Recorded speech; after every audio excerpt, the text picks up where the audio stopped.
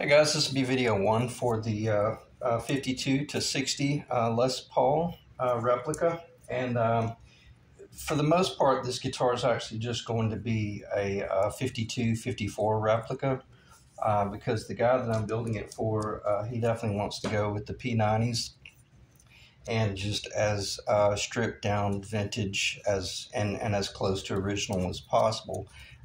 So it should be a really interesting project, but nonetheless, as I'm proceeding through the build, I'll be able to, clarify, what it would take to just, route out for the humbuckers and, turn it into a 50, was it 58, 59, 60, like this little lemon drop over here, this little tragic thing. This stuff is so ugly when you first start doing the stain work. But nonetheless, I threw it under the bus there a little bit. I'm rebuilding that guitar. Originally, I set it up as a 24 fret, but I've cut it up and converted it over to a traditional 22 fret. So it's been kind of a nightmare, but nonetheless, let me get back on track and talk about a 52 to 54 replica that is going to have some extreme carve work on the body. I'll be using all Stuart McDonald templates, and these templates, a lot of you guys that have followed some of my series have heard me talk about these. These are from Stuart McDonald, of course. I have the complete set, even the P90 route template, and we'll talk about that stuff later, and then obviously even the traditional. But with these carving templates right here, I'm able to achieve a really curvy top, so which defines the actual 50s Les Paul. So nonetheless, I'm going to keep this video series extremely light. I'm not going to get very technical at all.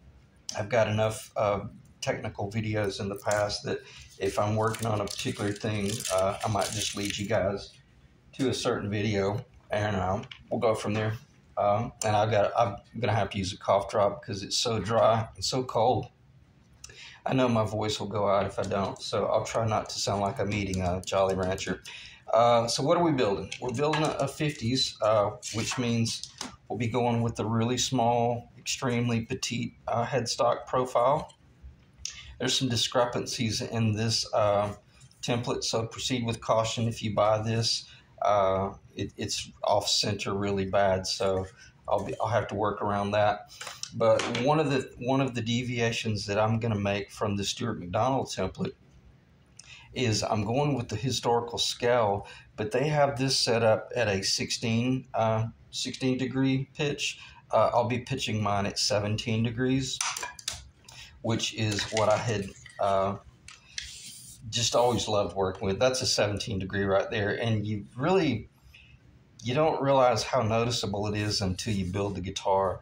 But then I'll go into some of these details about how you can engineer all this stuff. But for the most part, you could just use a fretboard calculator, and as long as you know your scale, the nut location, and with a traditional guitar, we're always connecting the body at the 16th fret location. So and that just allows everything to lay out perfectly. So when you have those two constants, the beginning of the fretboard location, the 16th fret location, the guitar pretty much designs itself, and it really does. It's awesome. So I'm going to get this stuff off the table because I don't want to spend too much time talking about, I don't want to spend any time talking about necks, other than just to let you know what type of neck I'm going to be doing. And the answer to that is, as I mentioned, it'll be the traditional, profile. It's going to be super thick at the first fret. It's probably going to end up like Ethan's 55 replica that I built.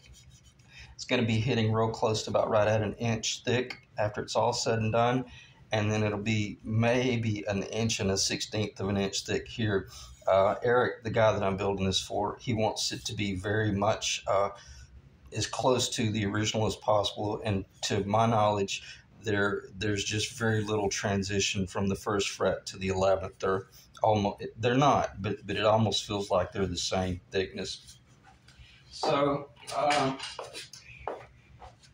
on that note, as I probably say too often, we got a boat anchor here that I'm going to have to heavily chamber, and Eric is aware of that, and he's cool with that. We've discussed that. But one deviation we're going to make is this is Gabon Ebony, and I've been saving this for like one of my prized jazz guitars, but it's gonna be going to Nashville. So I'll grieve a little bit when I get there, but nonetheless I'll replace it later on. So I say that to say this. This is the neck that I'll be using. It's a Honduran Mahogany 2-piece. If I don't use this neck, I'll be using this neck right here. And I got a feeling that I think from a visual standpoint, I think there's a possibility. Well, no, never mind. Yeah, the one on the right is the choice neck. Because if I'm not mistaken, this almost became the neck that I used for Ethan's 55 replica. But Ethan, I went with the most choice because all of these came out of the same big board. I was like 4x4, and Ethan's guitar, it was awarded the choice cut of the quarter sound, and this neck is the second choice. So yeah, we'll be going with that neck right there. And the reason I have this on the table here is to just show you this is the Les Paul Custom profile, which is considerably bigger. We won't be going with that profile. But the only difference really is, oh, there you go. That's a 17-degree pitch right there. I always do a jazz taper. I'm ever so slightly thicker right here than I am right here, but this one would still get shaved down a little bit. So after it's all said and done, it would end up being the historical dimensions. But if you take note of that right there, you see, well, sorry, I'm kind of doing this off the cuff. I'm actually doing this completely off the cuff. I wasn't even planning on doing the video series, but you can see how much different it is. Considerably smaller. We're talking, well, let me just do the total dimension. 3/8 of an inch more narrow, if not closer to a 1/2 inch at the bottom. About 7/16 up at the top. The length is fairly close. So considerably bigger headstock for the Les Paul Custom. So the only deviation that I'll be making is rather than going with a rosewood, we'll be going with ebony because Eric is a professional musician and phenomenal jazz guitarist as well. So we typically go with ebony when you're going that route. And guess what is incredibly beautiful on ebony? Gold mother of pearl from Australia. Australia mother of pearl. This will be really, really beautiful. So nonetheless, I cannot wait to see that come together. That's going to be amazing. And we'll be going with a Jessicar, a medium wide frets, fairly big frets, but nonetheless, it's going to be incredible. So in other words, we're deviating from the rosewood, primarily just because, well, you know, as I mentioned, I always like going with ebony, even this being like a 58 replica. This is ebony. It's actually from the same supplier, and that's Gabon Ebony, and it's much more chocolate than most people realize. As long as you don't stain it black, it's stunningly beautiful. And this is a Honduran Mahogany, which that's Honduran as well. And this little guitar, I've actually been doing a lot of work to it. I reworked the heel, thinned out the neck a little bit. I went just a little bit thinner, not too much. But when I started playing my 6120 Gretsch conversion that I'm restoring, I realized how much I had missed the Gretsch profile, but I didn't want to get too far away from the vintage Les Paul profile. So I just thinned her up about maybe a 32nd of an inch, if that. And also, rather than going with the single truss rod, I'll be going with the double truss rod. Well, actually, it's already in there. Okay, but I'll show you how I put that in briefly. I won't go into any major detail because in past videos I have spent an enormous amount of time showing how I lower the truss. Well, there it is. The truss rod's down in the body, and then there's about an 1/8 inch fillet of Honduran on the top that is epoxied in, therefore assuring that there's just no chance of rattle at all. And even when I install my truss rods, I actually use a round nose bit that I think this is a 1/4 inch. I think it is. Yeah, I think it's a 1/4 inch, but it's, in other words, the bottom of my truss rod channel is also radiused. Therefore, when the truss rod goes in, it's perfectly cradled in a perfectly nice little round bottom with the square fillet on the top. And I need to stop talking because I'm getting too technical. But those things are very important, because some people would say, oh, if you're building an authentic 50s-esque guitar, why would you not just use the single truss rod? Because I have a tendency, when I'm building an authentic, a true custom guitar, and Eric is aware of this, I'm going to be making my fretboard closer to 5/16 of an inch thick, and sometimes they're hard to get to move. And if Eric wants to put forward relief in it, then we need a dual adjustable truss rod. Or if he wants to put a little bit of back relief, then obviously we've got that choice as well. The single 1940s-esque 50s design is simply, there's too many limitations. And also it allows me to put my frets in nice and not tight, but, well, yeah, they are tight, but not too tight. Because when this fretboard comes off of the jig, it needs to remain perfectly flat. If it has just ever so small amount of bow down in it, then that's okay. That's not that big of a deal. But we'll cover that stuff later on briefly. But nonetheless, the ebony is not. It's pretty stiff, and you need a truss rod that, if you really want to torque into it, that you can really put some muscle into it, because Eric is actually a touring musician, and this guitar will be going global. So, excuse me. So we got to make certain that if he's in, I don't know, pick your climate, Brazil versus the Asian, area of geography, then he needs to be able to control the guitar and it not control him. Okay. So let me check the time. Probably won't spend too much. Well, it's only 12, 13 minutes. This is awesome. This is a good video. So let's talk about this boat anchor that we got to wait. We got to thin up a little bit. We've talked about necks enough. Kind of let you know that the main primary deviation that I'm making from historical is going to be the ebony fretboard, and it's not going to be a 1/4 inch thick. It's going to be closer to 5/16 of an inch. And when you do things like that, you got to be real careful. This fretboard is closer to, it's just barely under 5/16 of an inch thick, and you see how tall the binding is. Right at that threshold, this guitar is built more so like a cello, and I'm actually kind of being serious. I mean, it's not as thick as a cello, but when you get into the violin and cello family, the fretboards are extremely thick, and I'm sure there's a lot of tone that comes from that as well. So you can see how thick that fretboard is. So on that note, we'll be working with a heavy ebony fretboard, and let me see if this is in the camera.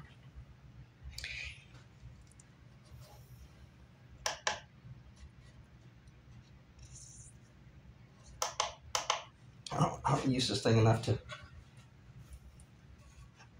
Let's see if she'll stand up. Yeah, she's almost finished. She's already ready for tour. 7.188 pounds. Let me see if that's in the camera. 3,260 grams.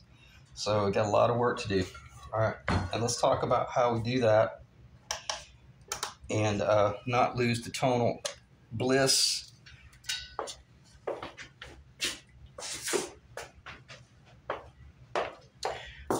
Of a 50s era Les Paul. I'm gonna have to take this cough drop out. I'm sorry. I think I'll be okay. All right, here's how I'm going to do it. That guitar is heavily chambered. Okay, so we know we're probably going to be going with P90s. And I'll be factoring in a lot of these things knowing that, well, the P90 route is not as aggressive as the humbucker route. So I won't be losing as much weight by going with the P90. But it is what it is. And then I'll be working within this perimeter here. This body is pretty much, I say pretty much, it is. This body is finished. I've already machined it probably, I don't know, 4 months ago when I was building Ethan's. So, and it's going to be a right-hand guitar, so I'll be going through the control cavity. I'll be going through there, be taking out a lot of weight right there, be taking out a considerable amount of weight through body weight right there. But what we did with Ethan's guitar is okay, let me just get this out of the way. That guitar, that's pretty much how all the chamber work that I did there, because I was even going to turn this into a crazy-ass hybrid where I was going to have a master volume like a Gretsch almost. So very, very much different. This guitar is insanely light, 7.5 pounds maybe. But I want to keep a little bit of weight on this guitar because we want to hit a target of under 9.5 pounds with this guitar. So I won't be doing this type of chambering or that configuration, but nonetheless, what I did on Ethan's guitar was I took that template and I flipped it over and I chambered most of that area out so it was symmetrical. And I even went in and did some tap tone testing. It was amazing how if you tapped here versus here, they sounded identical. Or if you tapped here versus here, even though the tone changed, it was still consistent from one side of the body to the next. It was really quite revealing how well that worked out. So in other words, I'll be going through for the control cavity right there, but then I'll be flipping over and taking out that area there. And because this guitar is so insanely heavy, I will be taking out quite a bit of material right in here. And basically we'll be turning this guitar into a internal tone bar design and then even up here I will be coming in and relieving mass here and possibly over here, but keeping everything very consistent. I'm going to stop talking about that because I don't want to start getting off into a tangent of reasoning, but other than just the fact that it worked incredibly well on Ethan's guitar, and that guitar is just a tone monster. It just sustains for days, and I probably relieved 35–40% of that body, and it still rings like a bell. So check the time. All right, we're at 18 minutes. And how am I going to finish this guitar out? Pretty much I've already covered that, other than the fact that it'll be P90s. And we'll talk about the Stuart McDonald templates a little bit. When you're working with these templates, you're primarily finding the center line first. And even though you're going to be going with the P90 configuration, the only thing you'll have to do is you start out with this template here in order to locate the bridge location and the tailpiece location if you're going to be installing a tailpiece. Like on Ethan's guitar, the 55 replica, I did not install the studs.